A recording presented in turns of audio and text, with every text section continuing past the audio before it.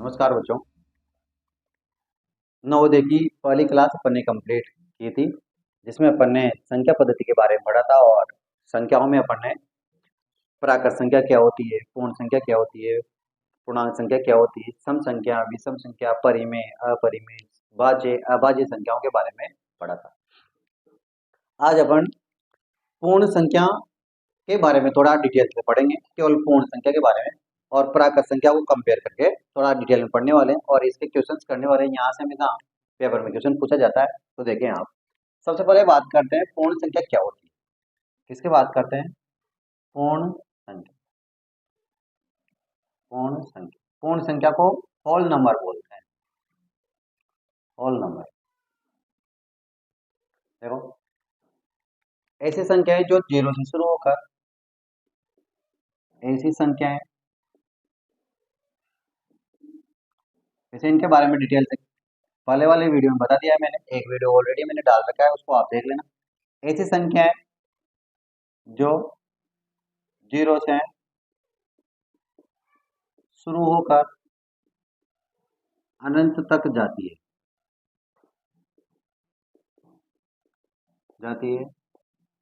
उन्हें पूर्ण संख्या कहते हैं। उन्हें पूर्ण संख्या कहते हैं। जैसे अगर शॉर्टकट में याद करना चाहें तो आप इस प्रकार से इसको लिख सकते हैं। W बराबर 0, 1, 2, 3, 4 और 2 2 2 2 2 2 कहाँ तक जाएगी? ये अनंत तक चल जाएगी। इस प्रकार से अनंत तक, ये अनंत का साइन है। 8 को सुला दो तो अनंत बन जाता है, अनंत। ठीक है, अब देखो, सबसे छोटी कुछ तथ्य हैं, कुछ महत्वपूर्ण तथ्य इससे संबंधित, कुछ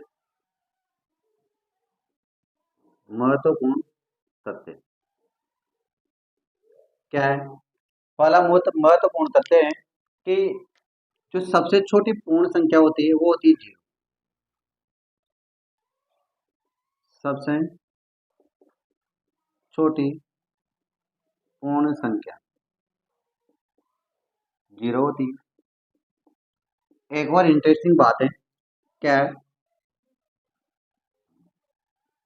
प्रथम 10 प्राकृत संख्याओं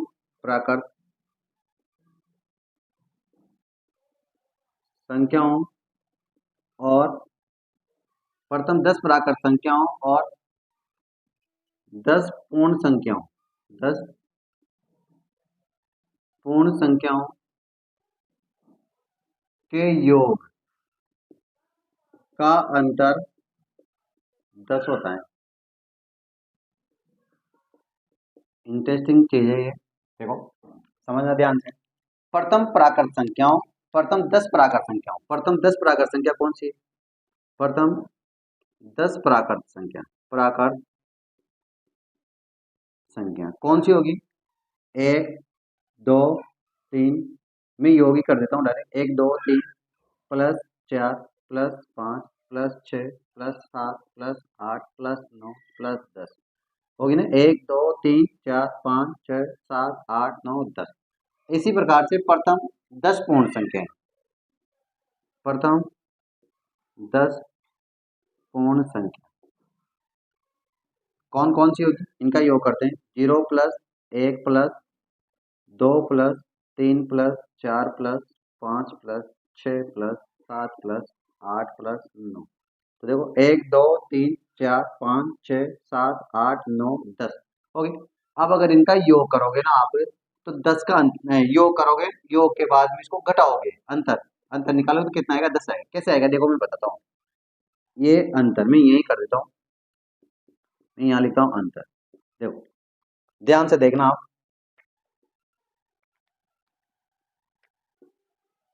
देखो ध्यान से।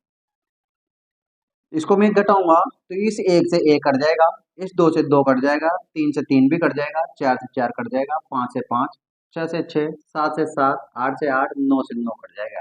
कितना बचेगा? 10। 10 में से 0 घटाओगे तो कितना आया? 10। है ना इंटरेस्टिंग। तो प्रथम 10 प्राकृत संख्याओं का और प्रथम 10 पूर्ण संख्याओं का योग का अगर अंतर निकालोगे तो वो भी कितना आएगा, 10 आएगा। ये महत्वपूर्ण 2 तथ्य थे। इसके बाद में अपन बात करते हैं तीसरे महत्वपूर्ण तथ्य की। मैं मिटा देता हूँ ऊपर को।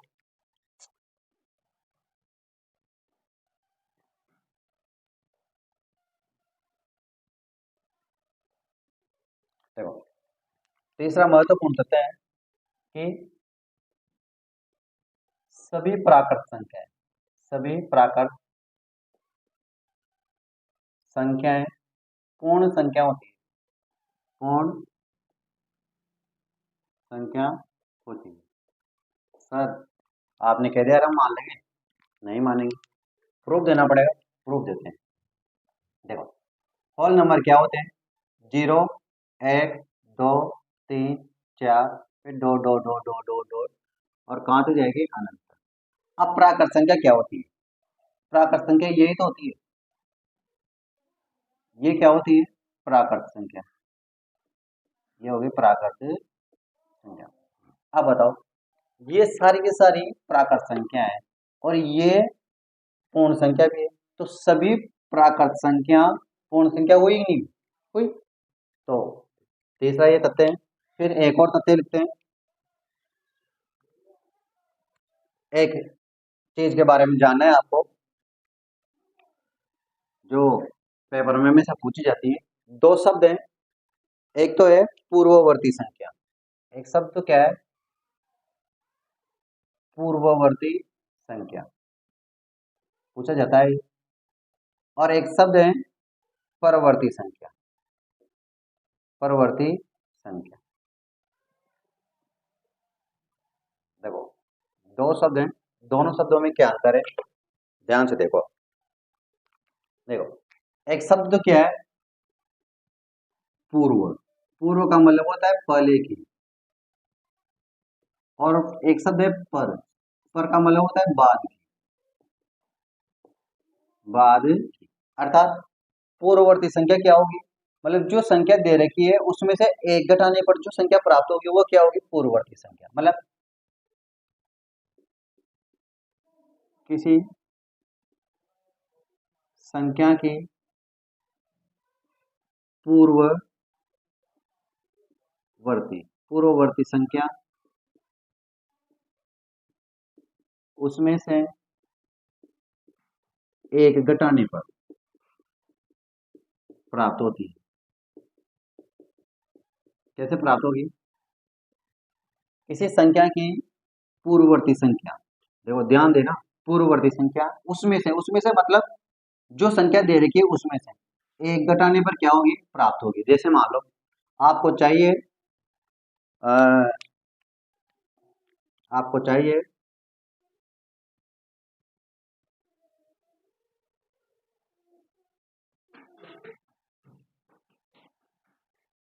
आपको क्या चाहिए?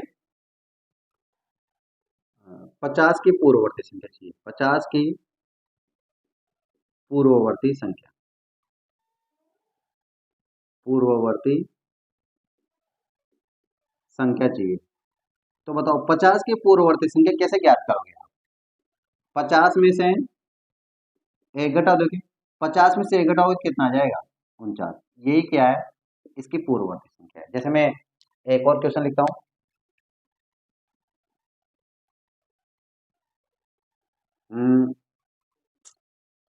101 की पूर्ववर्ती संख्या। अब बताओ 101 की पूर्ववर्ती संख्या क्या आएगी? 101 में से एक घटाओ तो कितना आ जाएगा? 100। यही पूर्ववर्ती संख्या है, पहले की संख्या। मैंने यहाँ लिख दिया है पहले की संख्या, बाद की संख्या। अब परवर्ती संख्या, परवर्ती संख्या कैसे आएगी? किसी संख्या की परवर्ती संख्या, देखो उसी की तरह लिखते हैं। किसी संख्या की परवर्ती संख्या, परवर्ती संख्या उसमें से उसमें पूर्व परवर्ती संख्या उसमें एक जोड़ने पर प्राप्त होती है। क्या जोड़ने पर? एक जोड़ने पर प्राप्त होती है। जैसे उदाहरण, देखो कैसे, जैसे इसकी इसकी बात करते हैं उदाहरण, 50 की पूर्ववर्ती संख्या। तो बताओ 50 की पूर्ववर्ती संख्या क्या है? ये 50 में एक जोड़ना पड़ेगा आपको, तो बराबर कितना गया? 51। जैसे एक और 101 की परवर्ती संख्या, यहाँ परवर्ती संख्या, परवर्ती का मतलब बाद में।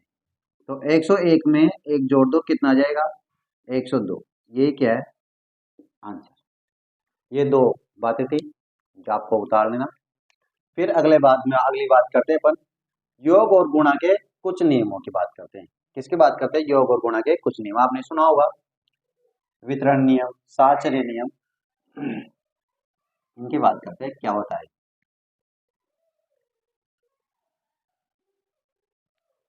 ठीक है, सबसे पहले मैं यहाँ आपको थोड़ा सा होमवर्क दे देता हूँ। आप इनके पूर्ववर्ती और परवर्ती संख्या निकालें। पूर्ववर्ती व ये 5 संख्याएं ज्ञात करनी है। अब देखो, अपन बात करते हैं योग और गुणा के कुछ महत्वपूर्ण नियम। पहला है, मैं टॉपिक डालता हूँ, योग व गुणा के कुछ महत्वपूर्ण नियम। देखो, पहला नियम है क्रम विनिमय। पहला क्या नियम है? क्रम विनिमय। देखो, दो भागों में तोड़ कर देखते हैं इसको। एक तो है क्रम और एक है विनिमय। एक क्या है? विनिमय। विनिमय का मतलब होता है एक्सचेंज करना, जगह चेंज करना। विनिमय का मतलब जगह चेंज करना, स्थान बदलना, स्थान बदलना। और क्रम, क्रम का मतलब जो संख्या का जो क्रम है ना, वो क्रम मतलब विनिमय का मतलब तो क्या? बदलना। और क्रम का मतलब स्थान। क्रम का मतलब क्या हो गया? स्थान। तो विनिमय का मतलब बदलना और क्रम का मतलब स्थान। मतलब स्थान बदलना क्या कहलाएगा? क्रम विनिमयता कहलाएगा। देखो देखो मैं आपको बताता हूँ कैसे कहलाएगा। सबसे पहले अपन जोड़ के लिए बात करते हैं। किसके लिए बात करते हैं? योग के लिए। योग के लिए क्रम विनिमयता, विनिमय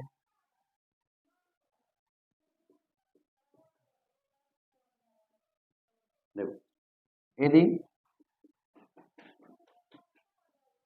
कोई दो संख्याएं ए व बी पूर्ण संख्या है, पूर्ण संख्याएं हैं, तो ये क्रम विनिमयता का पालन करते हैं। पालन करते हैं। कैसे पालन करते हैं? क्रम विनिमयता का मतलब होता है अगर a प्लस बी है तो a प्लस बी का जो योग आएगा वही b प्लस ए का आएगा। तो क्रम बदल दिया, यहाँ a प्लस बी था, यहाँ b प्लस ए। जो a आगे था वो अब पीछे, और जो b पीछे था वो आगे। इन दोनों का क्या कर दिया? क्रम बदल दिया। इसी को क्या कहते हैं? योग के लिए क्रम। और योग के लिए क्रम विनिमयता एक तो पूर्ण संख्याओं के लिए और एक प्राकृत संख्याओं के लिए। प्राकृत संख्याओं के लिए और पूर्ण संख्याओं के लिए क्या करते हैं? क्रम विनिमयता का पालन होता है। बाकी पूर्णांक संख्याओं के लिए नहीं होता है, ऋणात्मक संख्याओं के लिए नहीं होता है, केवल धनात्मक संख्याओं के लिए होता है। तो मैं यहाँ लिख देता हूँ क्वेश्चन में, क्रम विनिमय का पालन केवल धनात्मक संख्याओं में होता है। धनात्मक संख्याओं में होता है। अब धनात्मक संख्या भले पॉइंट वाली बटे वाली कोई सी भी हो सकती है, पर धनात्मक संख्या वाले होती है। जैसे मैं बात करूं उदाहरण के लिए, a बराबर 5 और b बराबर ले लो 6। तो a प्लस बी बराबर कितना आया? 5 प्लस 6 बराबर कितना है? 11। तो तथा बी प्लस ए, मतलब 6 प्लस 5 बराबर भी कितना आएगा 11। तो अतः ए प्लस बी बराबर क्या हो गया बी प्लस ए। तो ये संख्याओं में क्या है क्रम विनिमयता का पालन कर रही है। इसी प्रकार से सेम टू सेम गुणा के लिए भी, किसके लिए गुणा के लिए, तो बी नंबर पे बात करते हैं अपन गुणा के लिए। यहाँ बात करता हूँ बी नंबर,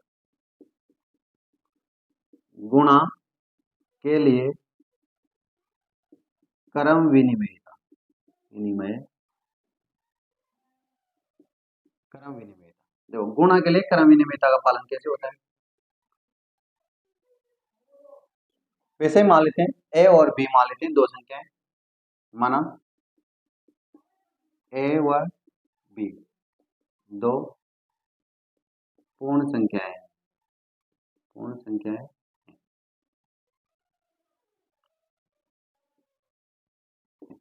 तो देखो अगर ए को बी से गुणा करूं या बी को ए से गुणा करूं, हमेशा क्या आएगा बराबरी आएगा। देखो इसमें तो धनात्मक ऋणात्मक कोई सी भी संख्या हो, सारी संख्या चल जाएगी। आप चाहो तो यहाँ पूर्ण की जगह पूर्णांक संख्या लिख सकते हैं।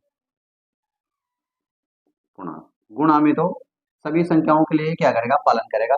जैसे मान लो उदाहरण के तौर पे मैं लिखूं ए बराबर माइनस का 5 पूर्णांक संख्या है और बी बराबर ले लो 11। तो ए को बी से गुणा करो तो माइनस के 5 को 11 से गुणा करेंगे तो कितना आएगा माइनस के 55, और बी को ए से गुणा करो तो 11 को -5 से गुणा करोगे तो भी कितना आएगा माइनस का 55 ही आएगा। तो दोनों बराबर आया नहीं है, दोनों बराबर आ गए, मतलब ए इंटू बी बराबर हो गया बी इंटू ए। तो ये क्रम विनिमयता का क्या करता है पालन करता है। यहाँ तक उतार लीजिए, क्रम विनिमयता आपको समझ में आ गई।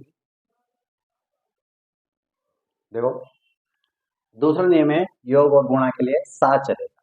देखो इसको यहाँ दो टुकड़ा में बांट देते हैं, पर योग के लिए इधर बात करते हैं और गुणा के लिए इधर बात करते हैं। योग के लिए सात चलेता और गुणा के लिए सात चलेता। किसकी बात कर रहे हैं योग के लिए और गुणा के लिए। सबसे पहले तो मैं ये बता दूं आपको कि ये प्राकृत संख्याओं और पूर्ण संख्याओं में क्या होता है पालन होती है। तो यहाँ बता देता हूँ प्राकृत संख्याएं व पूर्ण संख्याएं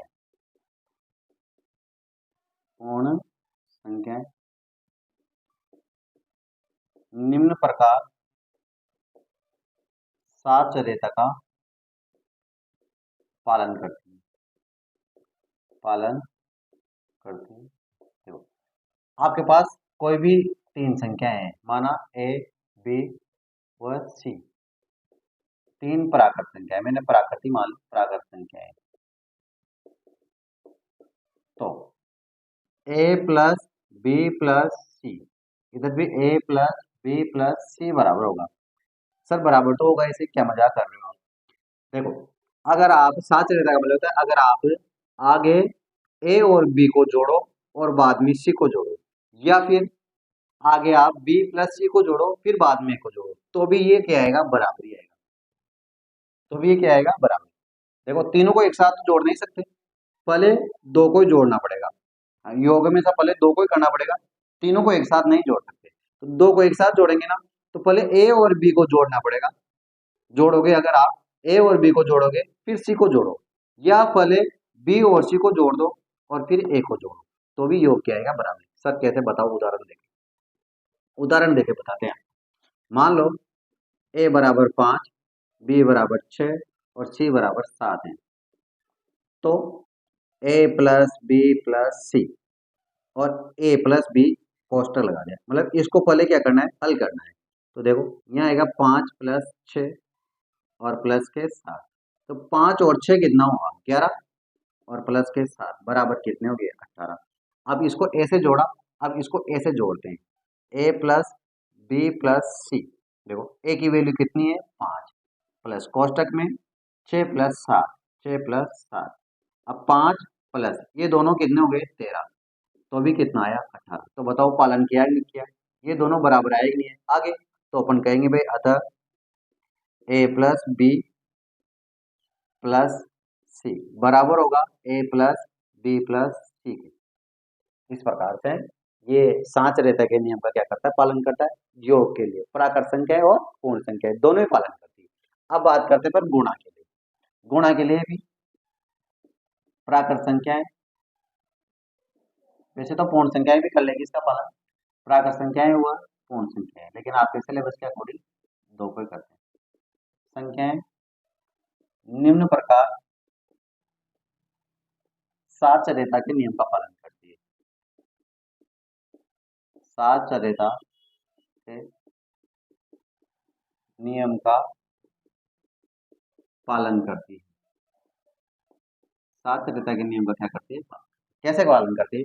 अपन मान लेते हैं, माना ए बी व सी, ए बी व सी प्राकृत संख्याएं, क्या है, प्राकृत संख्याएं, तीन संख्याएं मान लिया, ए बी और सी प्राकृत संख्या मान लिया। अब जिस प्रकार से यहाँ गुणा के लिए साचर्यता नियम का पालन किया था, उसी प्रकार से यहाँ सॉरी योग के लिए जिस प्रकार से साचर्यता नियम का पालन किया था, उसी प्रकार से गुणा के लिए यहाँ साचर्यता नियम का क्या होगा, पालन होगा। देखिए आप कैसे होगा, ए इंटू बी इंटू सी बराबर होगा ए इंटू बी इंटू सी। क्या मजाक कर रहे हो सर, जैसा जिसे लिखे आपने। देखो अगर आप पहले इन दोनों को गुणा, भी कोई सी भी दो ही संख्या गुणा हो सकती है, पहले एक साथ आप तीन संख्याओं को गुणा तो नहीं कर सकते ना, दो बार दो ही संख्याओं को गुणा कर सकते हो। तो पहले इन दो संख्याओं को गुणा कर दो और फिर बाद में इन दो संख्याओं को गुणा कर दो। अगर आप पहले इन दो संख्याओं को गुणा करके सी से गुणा करोगे तो भी, या पहले इन दोनों संख्याओं को गुणा करके ए से गुणा करोगे तो भी, ये क्या आएगा, बराबर ही आएगा। इसी को क्या कहते हैं, गुणा के लिए साचर्यता नियम कहते हैं। सर उदाहरण देके बताओ। देखिए उदाहरण देख लेते हैं, यही उदाहरण ले लेते हैं। ए बराबर मान लेते हैं 5, बी बराबर मान लेते हैं 6 और सी बराबर मान लेते हैं 7। तो ए इंटू बी इंटू सी, अब ए इंटू बी को पहले गुणा करना है, मतलब 5 इंटू 6 को क्या करना है, गुणा करना है, और फिर 7 को गुणा करना है। तो 6 पंचे 30 इंटू 7, 7 या 21 आ गया 210। अब ए इंटू बी इंटू सी, सर पहले बी इंटू सी को करो, करके देख लेते हैं। ए की वैल्यू कितनी है 5, बी इंटू सी, बी और सी तो 6 इंटू 7। सर अब तो बराबर नहीं आएंगे, देखो तो सही आएंगे। देखो 5 इंटू 7 छंग 42 बराबर, देखो गुणा करो, 5 दूनी 10 की 0 हासिल का 1, चारों पंचे 20 और 1 21, देखो आ गया ना बराबर। तो अपन क्या कहेंगे, अतः ए इंटू बी इंटू सी ये, और बराबर हो जाएगा ए इंटू बी इंटू सी के। यही क्या है, साचर्यता नियम है। अगला नियम है आपका वितरण नियम। कौन सा नियम है, वितरण नियम। तो गुणा के लिए और योग के लिए इसी प्रकार से अपन वितरण नियम पढ़ने, तो इसको मैं मिटाता हूँ। देखो तीसरा नियम है वितरण। आप कोई सी भी तीन प्राकृत संख्याएं मान लो, माना तीन प्राकृत संख्याएं, प्राकृत संख्याएं ए बी व सी है। तो देखो वितरण नियम क्या होता है, तो वितरण नियम क्या कहता है, अगर ए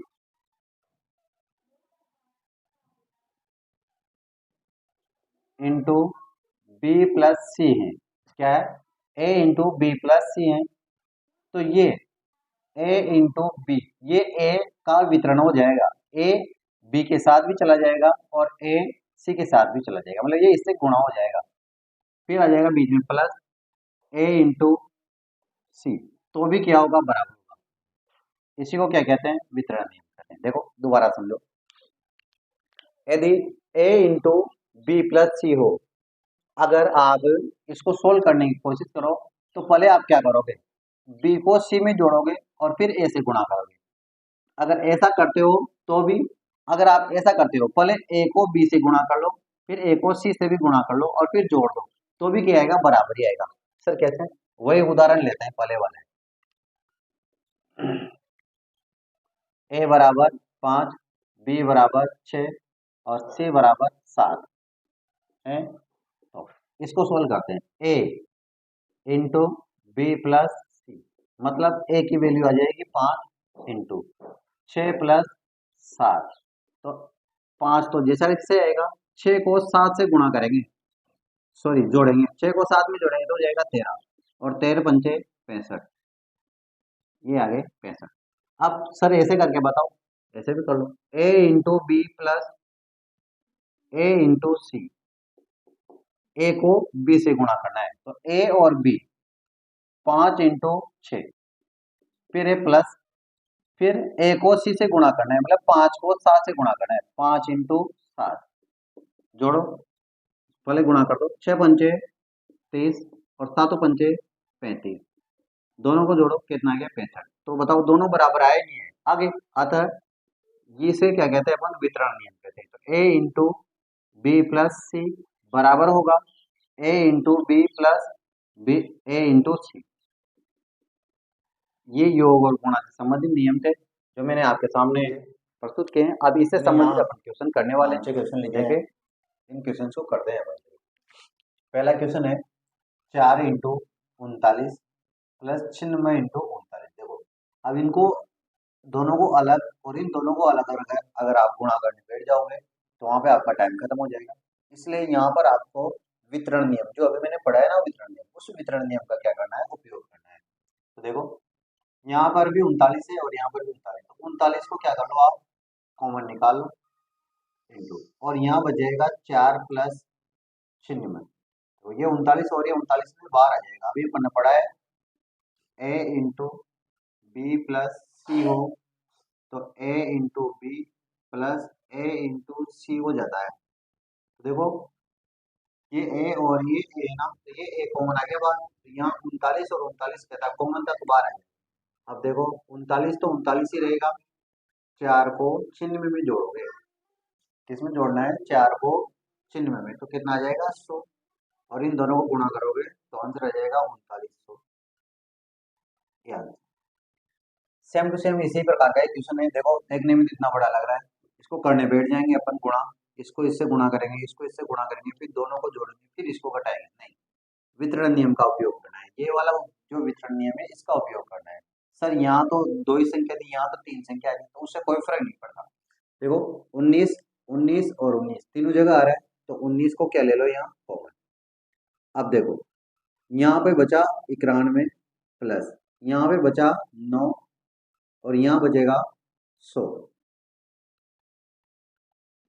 तो 19 इंटू, अब देखो इन दोनों को जोड़ो तो कितना होएगा 100 और माइनस में 100, अब 100 में से 100 घटाएंगे तो कितना आएगा 0, 19 इंटू 0 बराबर कितना आ गया 0। कितना आसान क्वेश्चन हो गया। अगला क्वेश्चन है 19 को कितनी बार जोड़े, 19 को कितनी बार जोड़े कि 133 आ जाए। तो कितनी बार जोड़े, जोड़ने की जरूरत नहीं है, 133 में क्या कर दो 19 का भाग दे दो, तो बताओ कितनी बार जाएगा, लगभग 7 बार चल जाएगा,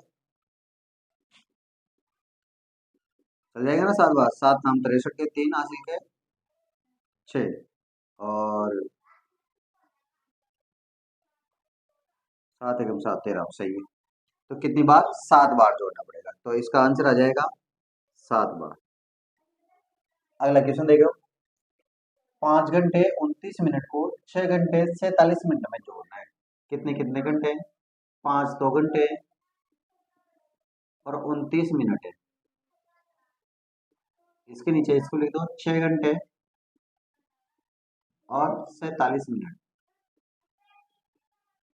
जोड़ो तो देखो 9 और 9 और 7 16 की 6 हासिल का 1, 2 और 4 6 और 1 हासिल का कितना, तो हो जाएगा 7, मतलब 76 तो क्या हुआ है मिनट, 76 मिनट, और 6 और 5 कितने हो जाएंगे 11, 11 घंटे हो गए।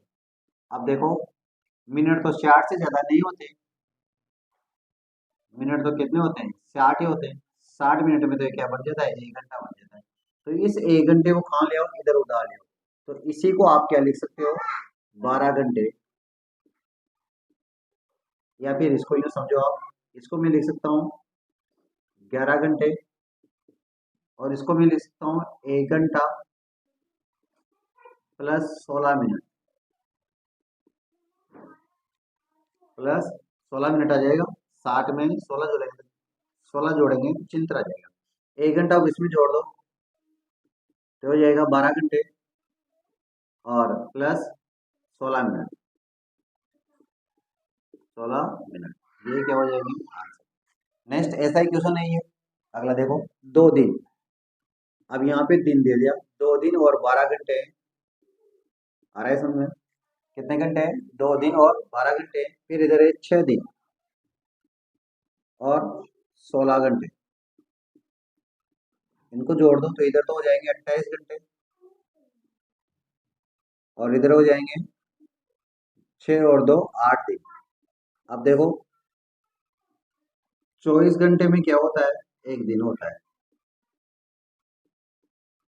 एक दिन होता है। तो यहाँ से 24 घंटे इधर आ जाएंगे तो 1 घंटा इधर जुड़ जाएगा तो 8 और 1 9 दिन हो जाएंगे यहाँ। और यहाँ अब 24 घंटे इधर आ गए तो यहाँ कितने बचे? 4 घंटे। आप चाहो तो इधर समझ लें, इस 28 घंटे को अपन क्या लिख सकते हैं? एक दिन प्लस, एक दिन प्लस क्या लिखेंगे? 4 घंटे। नब्बे की परवर्ती और पूर्ववर्ती संख्या ज्ञात करो।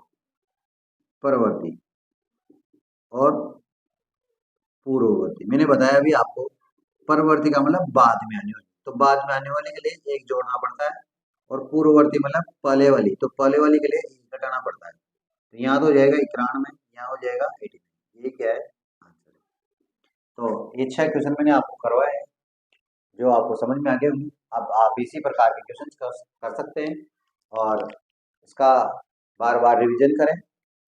इसमें से 1 या 2 क्वेश्चन आपको से पेपर में जरूर मिलेगा। अगर आपको वीडियो पसंद आया है तो चैनल को लाइक, सब्सक्राइब और शेयर जरूर करें।